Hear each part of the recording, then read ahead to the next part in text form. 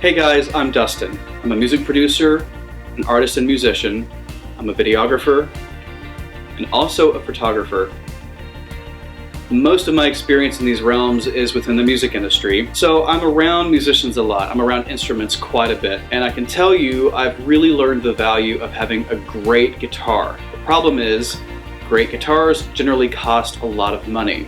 And that's when I discovered that I actually really have a passion for building guitars. Even just getting kit guitars and putting them together is an extremely satisfying thing that I've discovered, because you can create absolutely anything you want to, completely customize it. My first guitar build I did, I had Lindy Fralin hand wire me some pickups. I used a Callahan bridge, used this type of neck and this type of body, and I just put the whole thing together, and I made a guitar that was completely my own and sounded incredible. And because I live here in Nashville, I have access to tons of great guitar techs, and so I was able to have it set up and playing as well as any guitar you'd ever pick up for a fraction of a fraction of a fraction of the cost of what a typical custom guitar would cost. I was able to have my very own, signature guitar. And that's where a company like Warmoth comes in. They're an American company, so everything is made and manufactured here in the United States. And if you don't know the value of that, consider a Fender American Strat versus a Fender Japanese Strat or a Fender Mexican Strat, and the value and the cost of those things. A lot of my work has been with independent musicians, dealing with independent musician budgets. So many of them have seen the guitars hanging on my wall and asked, wow, where did you get those? Or how did you afford that? Or how much did that cost? And when I tell them I built it, and when I tell them how much I built it for, their jaws are on the floor and they wonder why they've been slagging around this Fender Squire or, Gibson Epiphone that's essentially cost the same thing, and they're a little embarrassed to have to play that on stage. Or they had to script and save and sell other pieces of gear so they could finally get that Fender American Strat that we all know and love. It's the same cherry red Strat or black Strat that everybody else has. For musicians that really care about this stuff, having the opportunity to have a truly custom one-of-a-kind piece, being able to customize your guitar that way is invaluable. So whether you're in an independent band, or you're a worship leader at your church, or you're in a major touring act, there's tons of value in having your own custom guitar. So in this video, I'm going to document the build of my latest Warmoth guitar. Now normally I would have been building this myself, but because I wanted to film this and really document the details of it and really show how it was put together, I decided I would hold the camera and I would let one of my guitar tech friends be the one to actually put it together. Chris Roberts at Roberts Custom Instruments was kind enough to put this together for me in this video. Also, be sure and stick around to the very end of the video. I've got some very special guests that are going to be testing the guitar and doing a little bit of playthrough and review. You won't want to miss it.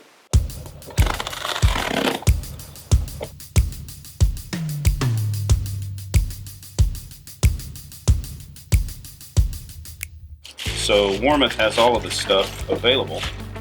Go to their website, knobs, everything that you could possibly need you can get at Warmoth, and they'll ship it to you. Been dying to see this thing. Oh, it's light. So chambered, carved top. Wow, that's gorgeous. Holy crap, dude. That's just beautiful. Nice. Comes with a back plate. It's always important. You got your two different screw sizes specifically for the contoured neck, and these are stainless anodized.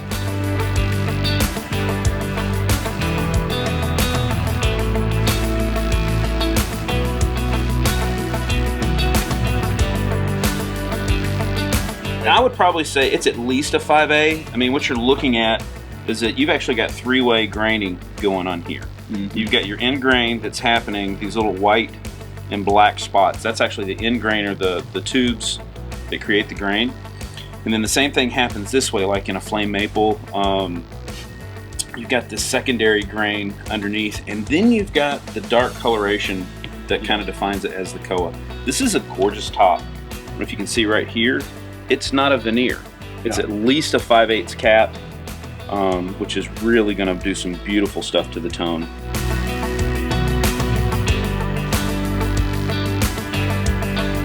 Wow. Got the Warhead profile headstock.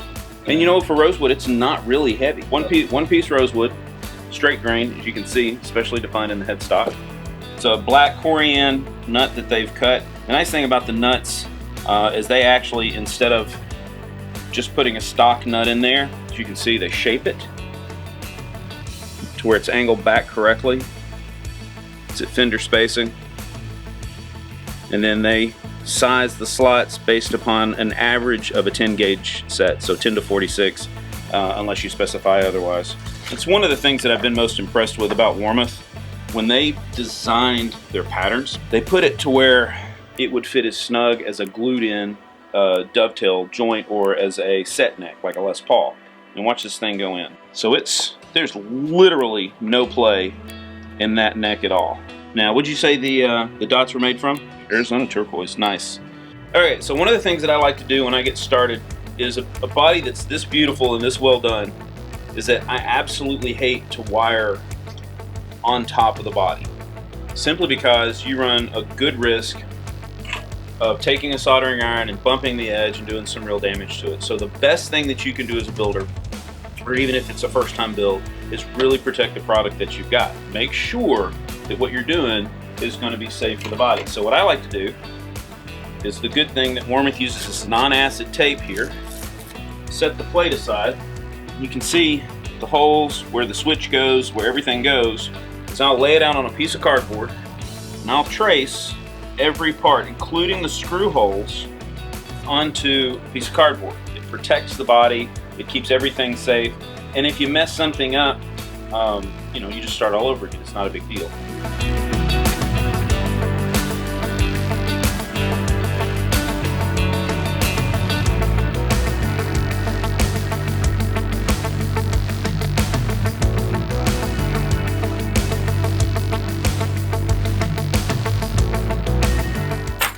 I'm going to go with 0.047, 600 volts.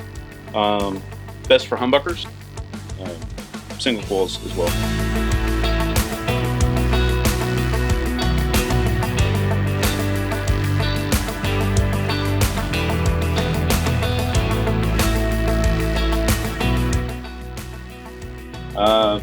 Nice thing about the way this is routed, a lot of times when you get, like if you're doing a Strat body or something like that, let's say you've changed your mind, you're going from single coils to humbuckers, is that there won't be enough room for the screws. The screws themselves can be exceptionally long, and what they've done here is, even when they do what they call their swimming pool route or their universal route, is that they'll put in this position, they'll route out for enough room for the screws. It's so much easier than putting the screw into the humbucker or into the pickup and then having to trim the bottom of it off just to make sure it seats properly. This makes life a whole lot easier.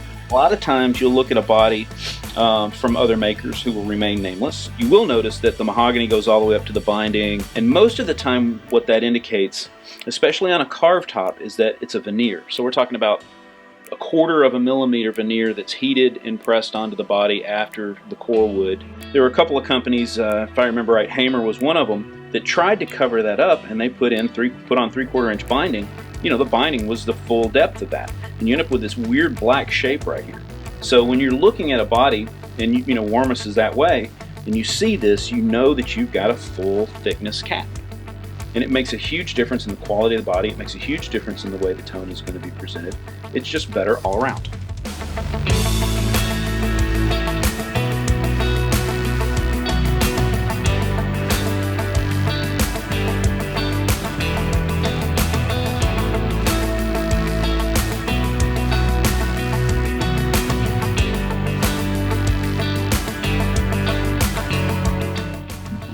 Before I secure everything down, get it straight. And so if the holes are drilled right, which they are in this particular case, I'm going to check my level, make sure everything's good and straight, mark it with a pencil.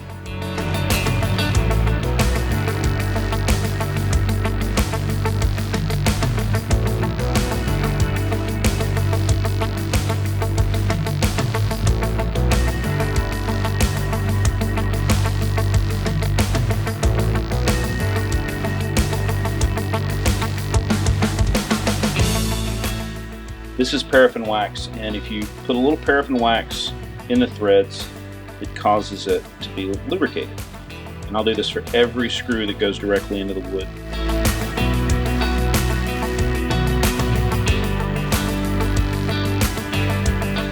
perfectly dead straight.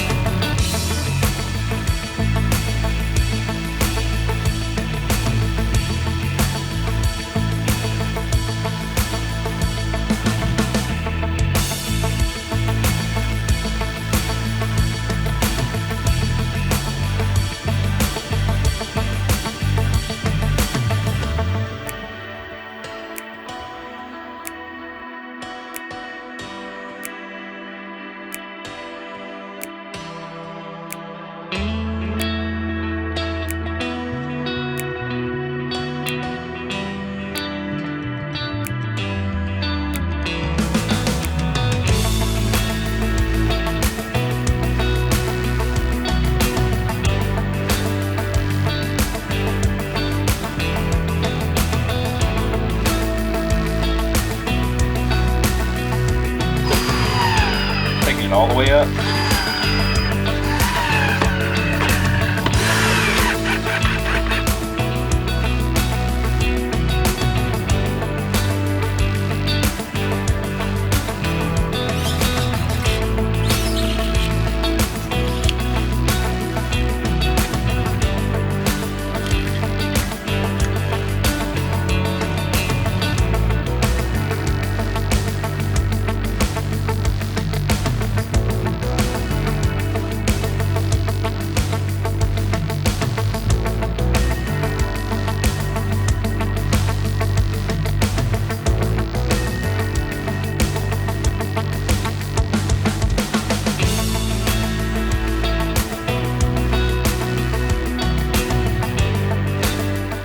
God dang, that looks good.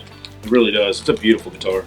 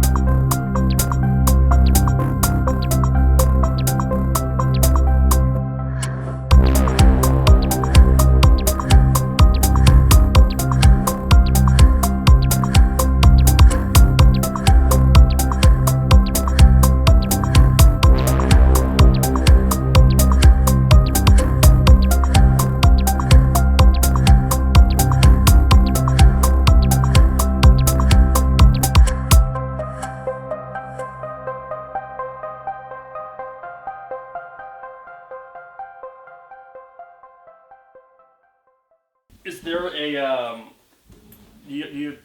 do we have like a little thing that says action? No, Oh, okay. but we can do that. Is this? Can I open it? Do you want to do the action thing? I can do action. Yeah, okay, just say Grant Mickelson, scene 1, take 1. Okay. Grant Mickelson, scene 1, take 1. Action. I feel like this is Christmas morning. I went to the mall last week and asked Santa for a new guitar, so I'm really excited about this. Oh, look at this guy. Wow. What kind of wood is that? Koa? Yeah. Holy crap. Are those, what are those inlays? Arizona turquoise. Jeez Louise, you like spared no expense.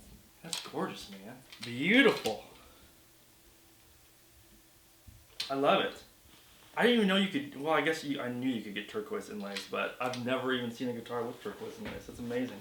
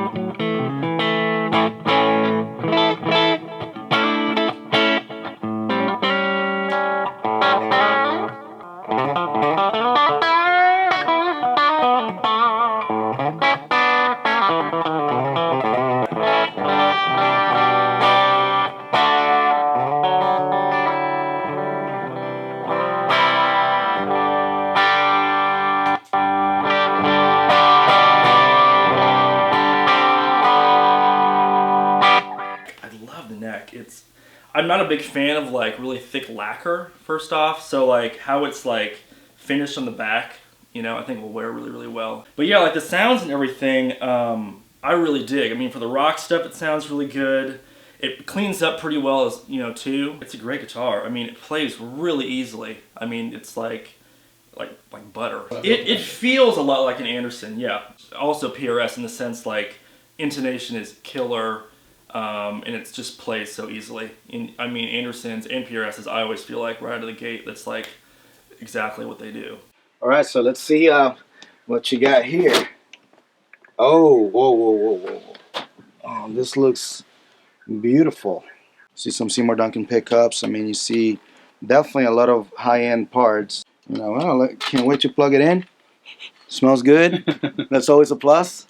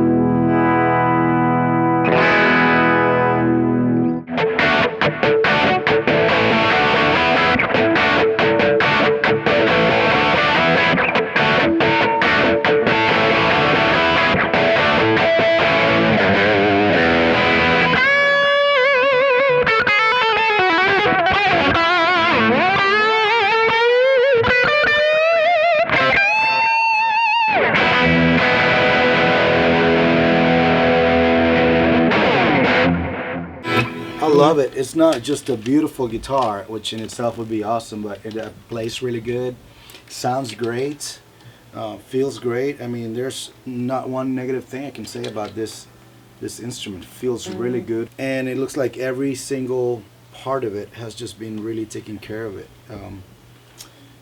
You know, how I was like thought out, you know, so yeah, I feel like this is an awesome guitar and I love it. Cool. I can take this one, right?